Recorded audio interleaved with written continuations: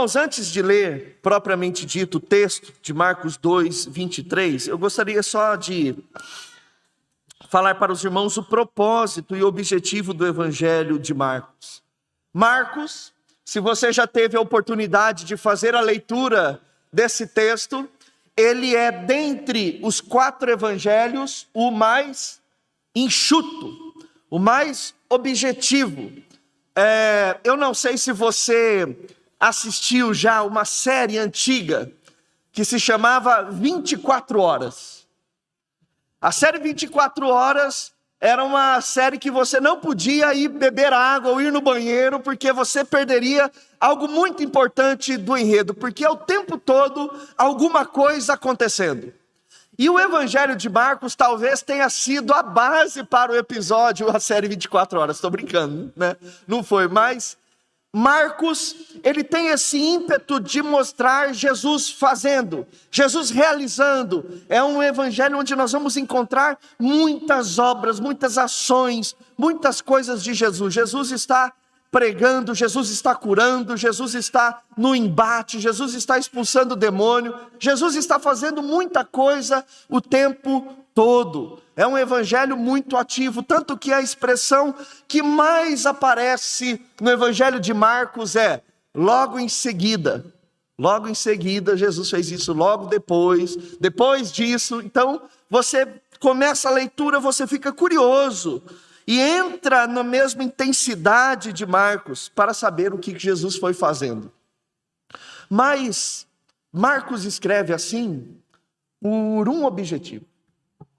Ele escreve por uma comunidade de judeus crentes que estavam já sendo afligidos com um questionamento que é o seguinte: se esse Jesus, ele é o Messias, por que que ele sofreu tanto?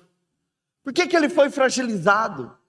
Por que que ele morreu na cruz? Por que que os seus amigos o abandonaram, seus discípulos? Tanta gente que ele curou, deixou ele para trás. Se ele é esse rei tão poderoso que vocês dizem, por que que nós olhamos para Jesus e vemos a fragilidade dele? Então Marcos, diante desse barulho, ele começa a escrever a sua obra, pontuando todos os atos gloriosos de Jesus Cristo, milagre, ressurreição. Ele quer mostrar que Jesus, ele tem não só uma autoridade, mas uma autoridade maior do que Davi. Tanto que Marcos, ele usa pelo menos 7 momentos a comparação entre Jesus e Davi, para mostrar que Jesus é maior do que o rei Davi. Porque, se os irmãos se lembram, de todos os reis que Israel teve, o grande referencial era Davi. Tanto que Davi se tornou régua niveladora para todos os reis do Antigo Testamento. Quando você tinha a história de um rei, ela sempre começava e terminava da seguinte maneira: e ele andou segundo os caminhos de Davi, ou não andou segundo os caminhos de Davi. E uma das figuras, um dos títulos da figura messiânica é filho de Davi, que apontam para o Messias, o filho de Davi. Então Marcos está mostrando que Jesus, ele é maior que Davi, que mesmo ele tendo sido crucificado em fraqueza, ele é o poderoso de Deus, e Marcos começa a demonstrar isso de modo prático. Então, se algum dia você quiser mostrar para alguém através da Bíblia como Deus é poderoso, como Cristo é poderoso de modo prático, vá para Marcos. Tanto que ele não dá tempo, ele começa com a pregação de João Batista, o batismo de Jesus, a tentação de Jesus, o começo do ministério de Jesus, cura de endemoniado, tudo isso em um apenas capítulo. Cura a sogra de Pedro, muitas curas, prega na sinagoga, cura um leproso. Depois no capítulo 2, cura o paralítico em Cafarnaum, chama Levi, começa a debater com os fariseus. Então, à medida que o poder de Jesus vai sendo evidenciado, também vai crescendo ao lado dele o grupo tentando intimidar Jesus. Um grupo no encalço de Jesus, que eram os fariseus, os mestres da lei, os saduceus. Então, nós chegamos aqui no texto do capítulo 2, verso 23. Aconteceu que num sábado, Jesus atravessava as searas, e os seus discípulos, ao passar, começaram a colher espigas. Então os fariseus disseram a Jesus, olha só que interessante. Jesus ele estava em Cafarnaum, nas margens do lago da Galileia, e ele estava indo para uma outra direção. Em algum momento desse percurso, ele e os discípulos entram ali num campo de trigo. E é muito interessante perceber que nem para andar com seus discípulos Jesus tinha paz. O texto mostra claramente que Jesus estava andando com seus discípulos, depois de uma série de atividades, mas quem estão ali ainda caminhando e observando Jesus com o objetivo de julgar, questionar e pegar Jesus em contradição? Os fariseus. Eles estão ali. Mas a gente precisa entender algumas coisas desse texto. A primeira coisa que nós precisamos entender nesse texto é que se você olhar o relato em Mateus, capítulo 12, o mesmo relato, você vai se deparar com a seguinte informação, que os discípulos, eles estavam com fome. Por isso que eles entraram, atravessaram a seara, e os discípulos começaram a colher espigas. Espiga aqui não é de milho, mas de trigo, que também chama espiga. Então eles pegavam o trigo, que estava maduro, esfregavam com as mãos, pegavam os grãos e comiam. Era isso que fazia. E eles não estavam roubando, porque lá em Deuteronômio, quando eles recebem a lei de propriedade, Moisés ele diz que você poderia passar nos campos e pegar pelas mãos para se alimentar. O que você não podia fazer é levar uma foice para pegar assim, em grande quantidade, como se desse a entender que você está se aproveitando da plantação do outro. Mas para o consumo, para saciar a necessidade real, era possível isso. E uma outra coisa interessante é ver como Jesus e os discípulos não trivializavam as obras extraordinárias, porque o mesmo Jesus que está andando com esses discípulos é o que multiplicou pão e peixe. E por que ele não fala assim, Senhor, estamos com a barriga roncando, tá, cai pão, cai pão. Por que ele não faz isso? Porque Jesus, ele não gasta o seu poder com necessidades cotidianas, ele tem fome, ele tem que buscar comida, ele come do jeito como todo mundo estava comendo, como todo mundo estava se alimentando, se saciando. Então aqui mostra também características importantes da humanidade de Jesus. Então eles estão lá, tenta imaginar a cena, Jesus, os 12, andando no meio lá dos trigos, comendo, fazendo aquilo que era justo, não tinha implicação, problema nenhum. Mas os fariseus disseram a Jesus, olhe, porque eles estão se dirigindo aos discípulos de Jesus, porque Jesus era o líder deles. Então o questionamento é Jesus, mas questionando aos discípulos. Porque eles estão fazendo o que não é lícito aos sábados. Aqui também é uma informação muito importante e interessante. Por quê? Se você for pesquisar na Bíblia, no Antigo Testamento, em nenhum momento é dito que ninguém poderia se alimentar do trigo no sábado. O grande problema no sábado era o trabalho. Era o trabalho. E eles não estão trabalhando, eles estão se alimentando. Só que o Talmud, que é um documento do 3º século depois de Cristo, que reúne ali o hábito judaico dos primórdios, tem uma lista com 39 coisas que a pessoa, o judeu, não podia fazer no sábado. Ou seja, tinha lei. Então os judeus criaram 39 coisas para cercar essa lei. E a terceira coisa que o Talmud proibia era justamente pegar o trigo, esfregar ele e se alimentar. Mas lembrando que isso já é uma tradição humana. Não é uma instituição dada por Deus. Só que Jesus, aqui, ele é muito sábio. Então ele respondeu: vocês nunca leram o que Davi fez? Essa pergunta, ou o início dessa pergunta é muito importante, porque os fariseus, eles se diziam ser os senhores da lei. Eles é quem liam o Antigo Testamento da maneira correta, certa. O povo olhava para os fariseus, para os saduceus, a comunidade religiosa, e falava assim: como é que vocês leem o livro da lei? E Jesus, ele fala assim: vocês que são tão sábios em relação à lei, vocês nunca leram o que Davi fez? É como se Jesus estivesse falando assim: como é que vocês analisam a história de Davi? Como é que vocês interpretam aquilo que está registrado sobre o que o grande rei Davi fez? E aí ele começa aqui a história.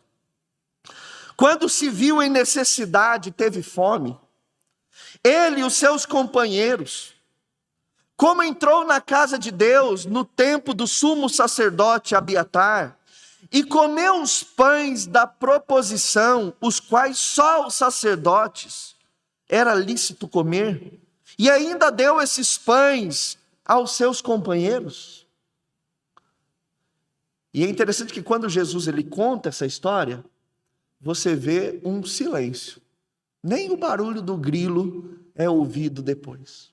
Eles simplesmente se calam. Lá no primeiro livro de Samuel, capítulo 21, vamos dar uma lida lá? Que conta essa história.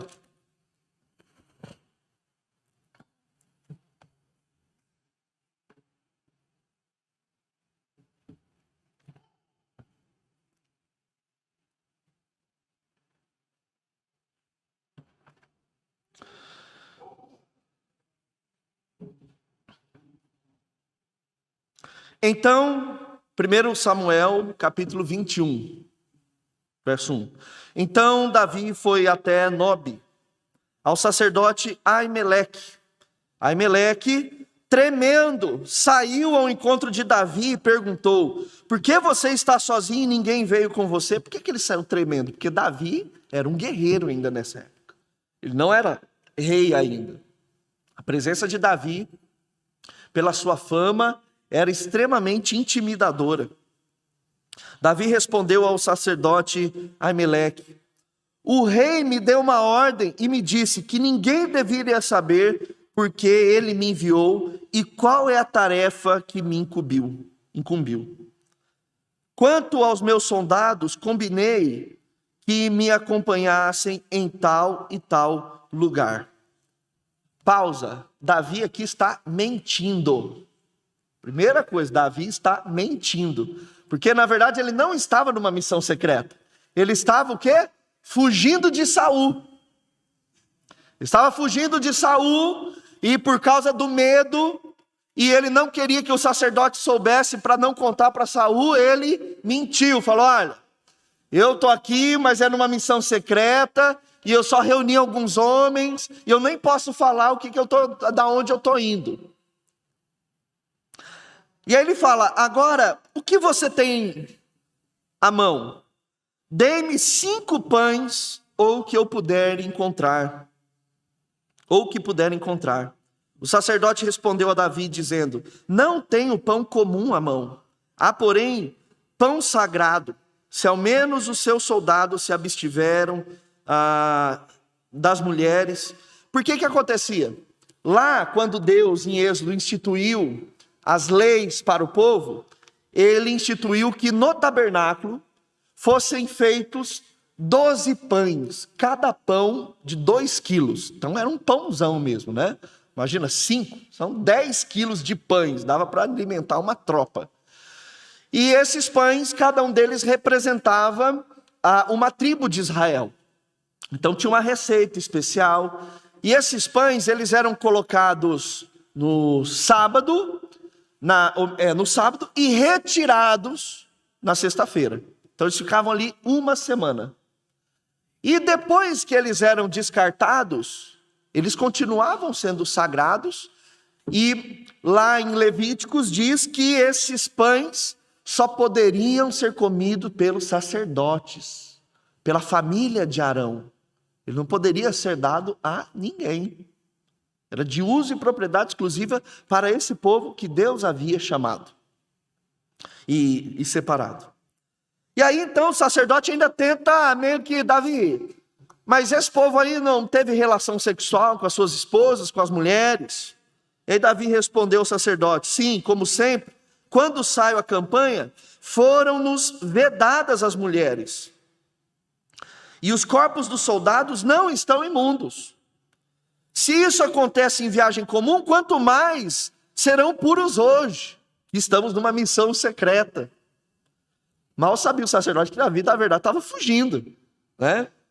Então o sacerdote deu a Davi o pão sagrado, porque não havia ali outro a não ser os pães da proposição, que tinham sido tirados de diante do Senhor, quando foram trocados no devido dia por pão quente. Então a gente não sabe há quanto tempo aqueles pães estavam ali para ser consumidos, mas eles já tinham sido tirados no sábado. Acontece que estava ali naquele dia um dos servos de Saul, detido diante do Senhor, cujo nome era Doeg, edomita, o chefe dos pastores de Saul, estava lá escondido. Davi disse a Aimeleque, você tem aqui à mão uma lança ou uma espada? Eu não trouxe comigo nem a minha espada, nem as minhas armas, porque a ordem do rei era urgente. Olha só, dando migué de novo, enganando o sacerdote, né? O sacerdote respondeu, a espada de Golias, o filisteu, a quem você matou no vale de Elá, está aqui enrolado em pano atrás da estola sacerdotal. Se quiser levá-la, leve-a, porque não há outro aqui a não ser essa. Davi disse, não há outra semelhante, dê-me essa espada. E aí Davi, depois de comer e pegar a espada, ele dá no pé e continua fugindo. E só que esse Doeg, depois ele volta para Saul e conta o que aconteceu, porque ele estava ouvindo tudo isso daí. E aí, se você virar a página, aí no capítulo de número 22, você vai ver que Saul foi até lá e matou todo mundo. Matou inclusive homens, mulheres, meninos e crianças de peito, bois, jumentos e ovelhas. Lá no verso 19 do capítulo 22. Ele matou todo mundo porque aquele sacerdote havia ajudado Davi. E o sacerdote nem sabia. Tanto é que Saul chega lá e fala assim, mas depois de você, rei Saul, Davi é o cara. Como eu me negaria a ele? E ele estando aqui é como ele mesmo tivesse a sua autoridade. Então vamos voltar lá para Marcos. Então o que Jesus ele está dizendo aqui é assim, Davi tinha autoridade. E a autoridade dele era reconhecida muito maior do que a autoridade sacerdotal. E então, ele pegou os pães. Se vocês consideram Davi tão grande, por que vocês não repreendem a atitude de Davi? E um detalhe. Perceberam que nessa história de Davi não era sábado? O que o sábado tem a ver com essa história de Davi, a não ser a fome? Mas o problema ali não é o sábado, o problema é que Jesus está tratando de uma questão de autoridade. Ele está dizendo, existe aquele que é maior do que Davi. Existe um que tem mais autoridade do que Davi. E é justamente isso que ele vai complementar aqui no texto. E Jesus acrescentou o verso de número 27. O sábado foi estabelecido por causa do homem, e não o homem por causa do sábado. Assim, o Filho do homem é Senhor também do sábado. Se Davi sendo grande rei, uma prefiguração do Messias Todo-Poderoso que viria. Ele foi lá, comeu os pães consagrados, porque eu, sendo maior do que Davi, tendo mais autoridade que Davi, não posso, juntamente com os meus, me alimentar da semente do trigo. E por isso que ele afirma isso. O Filho do Homem é Senhor também do sábado. E essa expressão, Filho do Homem, ela é maravilhosa porque ela remete ao livro de Daniel. E lá em Daniel, o Filho do Homem se comparece diante do trono de Deus, e Deus dá ao Filho do Homem autoridade máxima sobre toda a terra e tudo que existe. E Jesus, ele está dizendo, o Filho do Homem tem autoridade sobre, é Senhor também do sábado. Talvez você fale assim, pastor, eu não tenho um problema com o sábado. O que essa palavra tem a falar comigo e nos ensinar nessa noite? Então eu gostaria de compartilhar 3 lições sobre esse texto tão maravilhoso, porque se ele está na Bíblia, ele está por algum motivo, e ele está ali também para falar aos nossos corações. E a primeira lição, ela é muito clara. Ela mostra que Jesus, ele tem plena, completa e total autoridade sobre céus, terra, sobre leis e sobre nós. Nós não podemos nos esquecer disso jamais. Cristo, nele, se desenvolve uma nova lei. Se nós olharmos para o texto de Mateus, capítulo de número 5, versos 17 e 18, Jesus, ele está dizendo que não pensem que vim revogar a lei, mas eu vim cumpri-la. Quando Jesus diz que veio cumprir a lei, não diz que ele veio obedecer a lei, que ele está debaixo da tutela da lei, no sentido, essa é a ordem, eu vou cumprir ela. Mas o que Jesus está dizendo é que quando ele chega na terra, a lei cumpre o seu objetivo. Ele está cumprindo como pessoa tudo aquilo para onde a lei indicava. Jesus é o cumprimento da lei, não que ele está se submetendo e realizando toda ela, mas nele a lei está sendo realizada. E lá em Hebreus, capítulo de número 7, verso 12, diz que mudando-se o sacerdócio, muda-se também a lei. Então, se mudou o nosso sacerdote, agora é Jesus Cristo, então com isso também a lei mudou. Tanto que nós não olhamos mais da lei do Antigo Testamento para as nossas vidas e para o todo. Nós olhamos de Jesus para as leis do Antigo e do Novo Testamento e olhamos também para as nossas vidas. Então hoje, Cristo é autoridade sobre as nossas vidas porque é o sacerdócio dele que está vigente em nossas vidas. Agora, ele é o novo legislador da lei a qual nós vivemos. Por isso que quando nós olhamos para a Bíblia, nós olhamos através da percepção de Jesus Cristo. Se Davi teve autoridade, muito mais agora tem Jesus Cristo. E essa é uma verdade que nós não podemos nos esquecer jamais. Acima da lei dos homens, acima da lei do mundo, nós estamos debaixo da batuta do novo legislador, Jesus Cristo.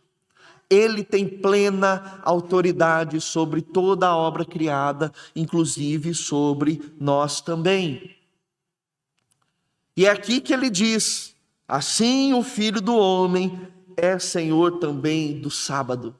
Ou seja, nós olhamos agora o sábado, a lei de Deus, a gente vai ver agora no próximo ponto um pouquinho mais do sábado, mas a partir de Jesus Cristo. A partir de Jesus Cristo. Então lembre-se disso. Ele tem toda e plena autoridade nos céus e na terra. A segunda lição é o que Jesus ele diz aqui no verso 27, que o sábado foi estabelecido por causa do homem e não o homem por causa do sábado. Irmãos, quando nós falamos dessa temática sábado, às vezes nós ficamos um pouco confusos e nós precisamos fazer uma distinção importante. Porque nós sempre associamos o quarto mandamento da guarda do sábado com o último dia da criação, em Gênesis 2, onde diz que no sétimo dia Deus descansou de toda a obra que havia feito e este dia o santificou. Por mais que existem conexões entre um e outro, mas ali existem duas coisas muito, muito distintas e diferentes, do modo que nós não podemos olhar um pelo outro. Como assim? Se nós olharmos o texto de Gênesis, você vai ver que não existe nenhuma proibição de trabalho. Ali é apenas o relato de que Deus, ao final de criar todas as coisas, ele descansou da obra que havia feito. E não é descansar no sentido de que ele ficou cansado, porque Deus não se cansa, ele é Deus. Mas, desculpe o exemplo chulo que eu vou ter que usar, mas é mais ou menos quando você faz um pão e você deixa a massa descansando. Você cansou de fazer aquele pão? Não cansei de fazer aquele pão, mas o descanso foi necessário para que a massa pudesse ali desenvolver, crescer. Tanto que o descanso usado na Bíblia, ele sempre se refere ao lugar máximo onde Deus quer nos levar. Quando Moisés está levando o povo para a terra, ele está levando, Canaã é apelidada de terra de descanso. Quando Josué ele está prestes a entrar com o povo na terra de descanso. Hebreus capítulo 3 e capítulo 4 nos mostram que a nova Jerusalém, o final da nossa vida, é a terra de descanso. Então, descanso em Gênesis tem a ver com o lugar onde nós vamos experimentar e aproveitar tudo aquilo que Deus realizou. Essa é a obra do descanso do Senhor. Agora, se nós olharmos lá para Êxodo, capítulo 20, onde Deus institui ali os mandamentos, e não é só 10, mas tem inúmeras.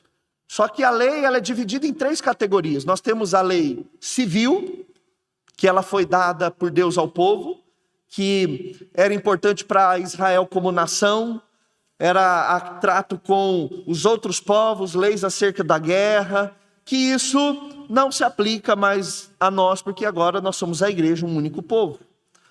A lei cerimonial ou ritualística, que era a relação ao templo, ao sacerdócio, que isso faz parte da primeira aliança que aponta para a segunda aliança. E tem a lei moral. Tanto que se nós olharmos os 10 mandamentos, nós vamos ver ali o estabelecimento muito claro da lei moral. E a primeira lei, ela nos diz que nós não podemos adorar outros deuses ou fazer imagens, escultura, semelhança. E o 4º mandamento, que fala sobre o sábado, que nesse dia nós não devemos trabalhar, ele é uma conexão direta com esse primeiro, porque Deus sabe que se tem uma coisa a qual nós podemos fazer como Deus na nossa vida, é o trabalho, porque o trabalho também produz dinheiro. Tanto que nós não estamos dispostos a abrir mão de muitas coisas, mas pelo trabalho nós sacrificamos nosso tempo livre, nós dobramos plantão, hora extra, nós fazemos, porque o dinheiro. O dinheiro move os nossos passos, ele aguça o nosso olhar, ele abre as janelas do nosso coração. E quando Deus institui ali a guarda do sábado, Ele está dizendo assim: um dia você precisa parar para descansar. Um dia você precisa dizer: eu que mando nesse negócio. Porque senão, isso vai consumir. Então, de certa maneira, o sábado ele é cerimonial, porque é um dia. Mas na sua essência ele é moral, porque não é apenas um dia, é um momento onde nós paramos para acalmar o nosso coração, colocar ele em juízo novamente e olhar para Deus. E é isso que Jesus ele está dizendo. Não é o sábado Deus do homem, mas ele serve ao homem. Ele é pedagógico ao ser humano. Ele é uma questão de identidade nacional do povo de Israel, mas para nós ele é um princípio moral extremamente importante que nós não podemos nos esquecer. Ah, pastor, mas então a gente vai começar a guardar o sábado? Não. A questão é que o importante é você guardar esse princípio moral na sua vida. Até porque, vira comigo lá em Romanos, capítulo 14. Verso de número 6.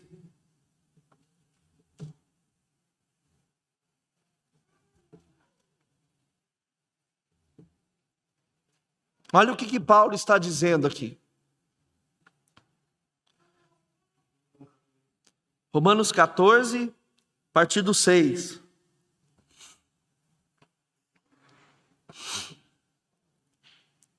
Quem pensa que certos dias são mais importantes, faz isso para o Senhor. Quem come de tudo, faz isso para o Senhor, porque dá graças a Deus. E quem não come de tudo é para o Senhor, que não come e dá graças a Deus. Porque nenhum de nós vive para si mesmo, nem morre para si.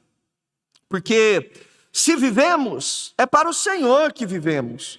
Se morremos, é para o Senhor que morremos. Quer pois vivamos ou morramos, somos do Senhor. Foi precisamente para esse fim que Cristo morreu e tornou a viver, para ser Senhor tanto de mortos como de vivos. Você, porém, por que julga o seu irmão? E você, por que despreza o seu irmão? Pois todos temos de comparecer diante do tribunal de Deus, como está escrito: por minha vida, diz o Senhor, diante de mim se dobrará todo o joelho e toda a língua dará louvores a Deus. Assim, pois, cada um de nós prestará contas de si mesmo diante de Deus.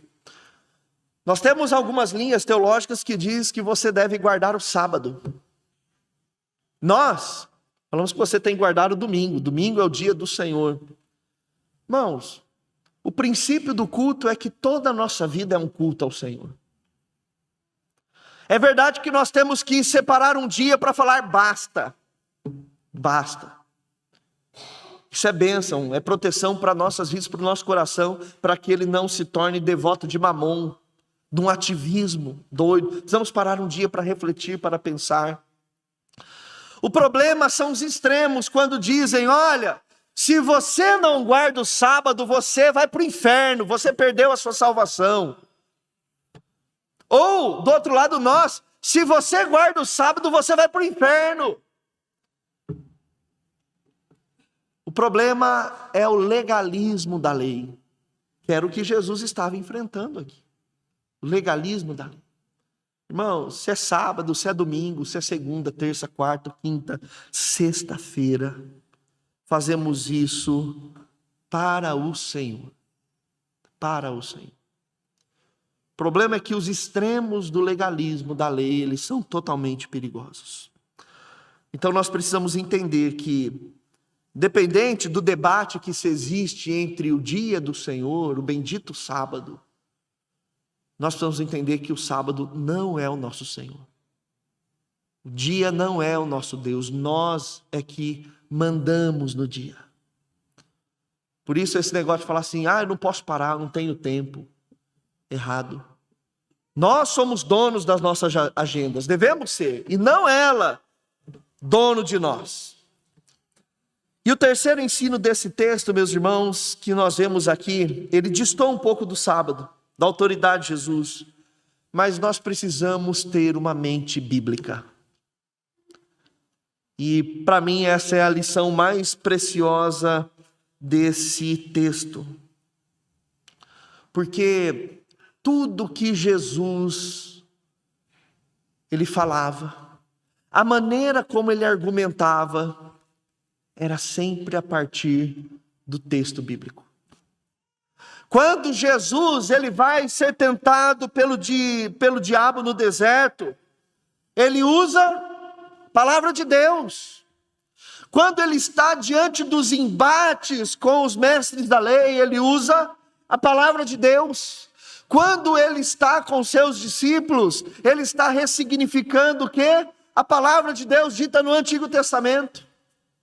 Irmãos, todos nós, todos os dias, nos deparamos com questões difíceis. Somos abordados por dilemas incalculáveis. Todos nós precisamos tomar decisões. Todos nós estamos diante de situações no casamento, na criação dos filhos, no trabalho, em que sempre estão dizendo: o que você me diz? O que você tem a me dizer? Nós precisamos ter uma mente bíblica preparada e pronta. Porque quando os fariseus abordaram Jesus, ele falou: opa, vocês se lembram de Davi? Na hora acho que eles falaram: ixi, agora, hein? Agora a casa caiu. Como era essa história mesmo? Irmãos, a Bíblia, ela é a nossa companheira, ela não pode ser aberta apenas no culto de domingo à noite. Ela precisa fazer parte das nossas atitudes, das nossas decisões. É tão fácil nós tomarmos uma atitude através da lógica, através da experiência, através do nosso know-how, da nossa expertise. Isso tudo é válido em muitos momentos, mas nada é tão eficaz como uma mente bíblica. Como alguém que está diante do Senhor falando: Deus, eu quero que a Bíblia seja a minha auxiliadora, a minha conselheira, a tua palavra, no meu dia a dia e nas mais diversas situações que eu enfrentar. Nós precisamos, o povo de Deus é o povo da Bíblia. Eu lembro que uma expressão na década de 60 e 70 é que quem eram os crentes? Os crentes é o povo do livro de capa preta. É o povo que anda com o livro de capa preta debaixo do braço. E hoje nós temos Bíblia de capa rosa, azul, não importa. Temos uma variedade. Capa com leão, capa sem leão, capa com rosa, sem rosa, né? Flores, cesta de fruta. Tem. Independente disso, nós precisamos ser o povo da Bíblia. O crente tem que ser no mundo aquele tipo de gente que quando um ímpio fala assim: eu preciso saber alguma coisa da Bíblia, eu vou para quem? Vou para o povo da igreja. Eu tenho um amigo que é crente, meu chefe, minha chefa, meu funcionário, meu primo, meu tio, minha tia, eles são crentes. Eu preciso saber alguma coisa de Deus. Eu vou até ele, porque se tem alguém no mundo que tem que ter a Bíblia na mente e no coração, é alguém assim. Porque Jesus nos deu esse exemplo. Jesus, ele tinha a palavra de Deus na ponta da língua. E Jesus, ele assim, é de uma gentileza gigantesca, porque ele poderia bater a mão e falar, na minha autoridade, no meu poder, mas não.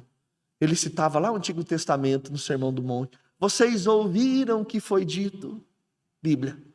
Eu, porém, vos digo.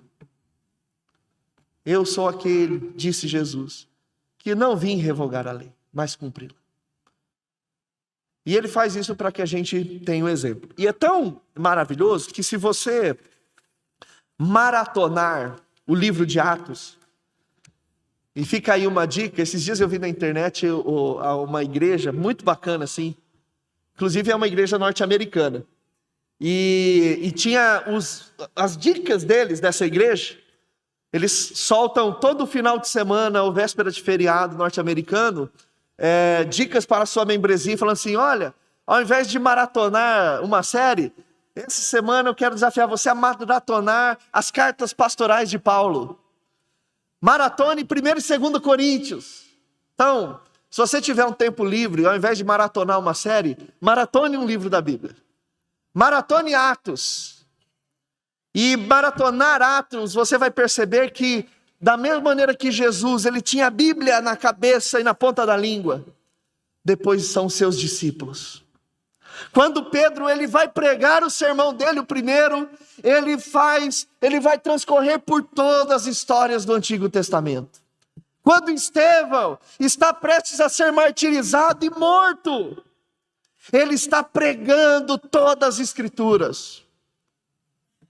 Quando Paulo está pregando, ele está falando da Bíblia, dos textos do Antigo Testamento.